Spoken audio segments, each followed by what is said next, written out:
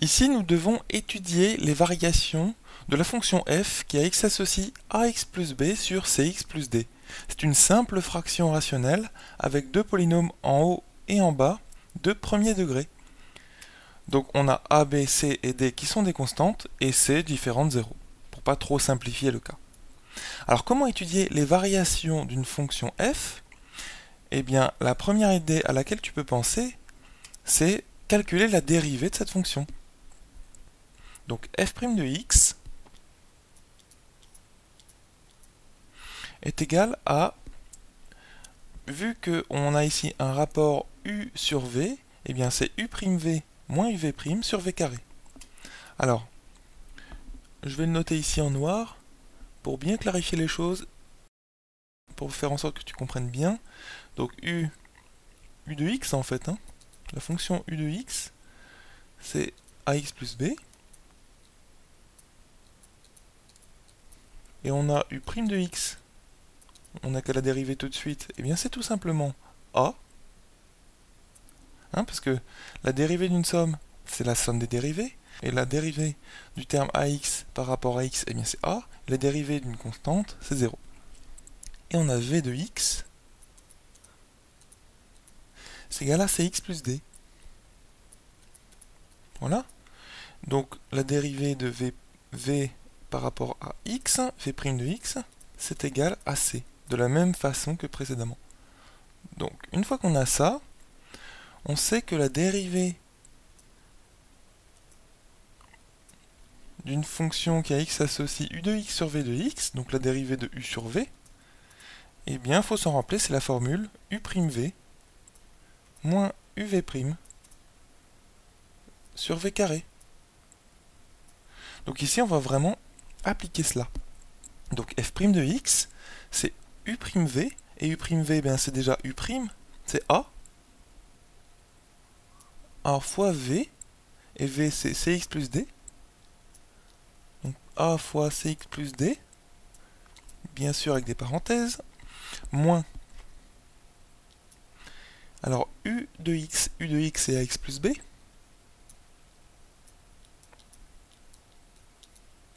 facteur de v', et bien v', c'est c, donc fois c. Le tout sur v carré, donc cx plus d, le tout au carré. Voilà, donc on connaît la relation entre les variations de la fonction f et le signe de f'. Donc, vu que le dénominateur de f' est un carré, eh bien ce dénominateur est toujours positif. Donc c'est le signe du numérateur qui va déterminer le signe de f' en entier. D'accord? Donc, on va déjà essayer de simplifier un petit peu plus le numérateur. On va développer, donc on obtient acx plus dA moins acx moins bc. Donc par miracle, donc tout ceci bien sûr, je le note rapidement sur cx plus d au carré, donc par miracle, on a les termes acx qui s'en vont, qui s'annulent. Donc c'est pour ça qu'il faut toujours finir un calcul. D'accord? Donc ici on obtient au-dessus, alors dA, je vais plutôt le noter de façon commode, AD moins BC. D'accord? Et donc sur CX plus D, le tout au carré. Donc tu te rends compte que finalement le signe de f' de x va dépendre surtout des constantes A, B, C et D. Et surtout du signe de AD moins BC. D'accord? Donc si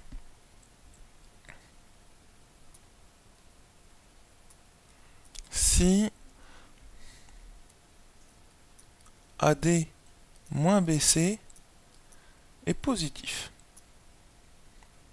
d'accord? Eh bien,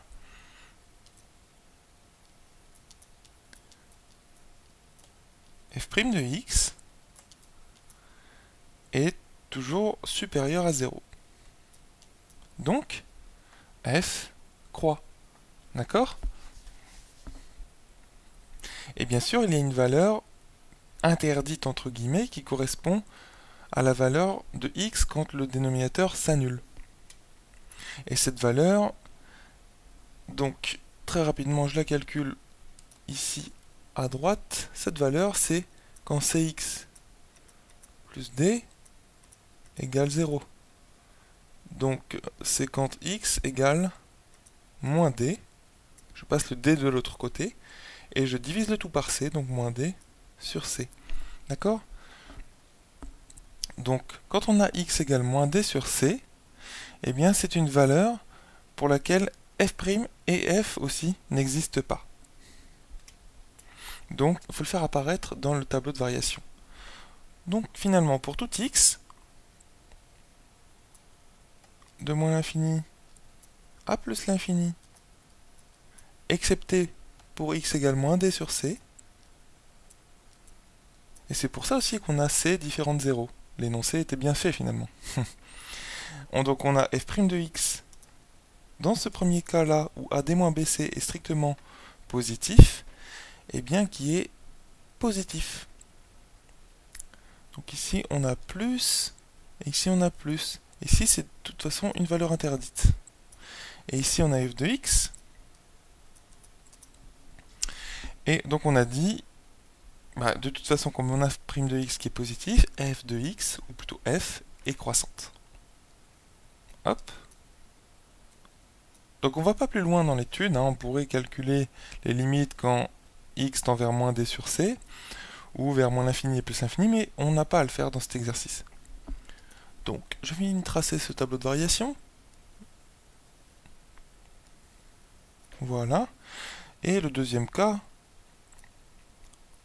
si AD moins BC est inférieur à 0 strictement, alors f' de x est négatif, puisque le dénominateur est positif et le numérateur est négatif, donc la fraction elle est négative, et donc on a le tableau très simple qui ressemble à celui-ci, et qui n'est pas pareil tout à fait, moins d sur c toujours, plus l'infini, ici on va avoir f' de x, ici on va avoir f de x, voilà, donc ça c'est une valeur interdite, ça on a dit que c'était négatif, et ici ça décroît.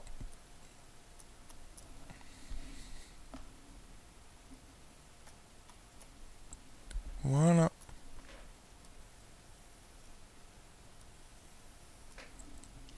Bon, j'ai pas eu beaucoup de place pour terminer. Et on a aussi le cas qu'il ne faut pas oublier, c'est, je vais le faire ici, c'est lorsque AD-BC égale 0. Et bien quand AD-BC égale 0, on a f' de x qui vaut, puisque le numérateur ici vaut 0, et bien vaut 0. Donc f' de x pour tout x égale 0. Et qu'est-ce que ça veut dire? Une fonction f dont la dérivée f' est nulle. Eh bien ça veut dire que f est constante.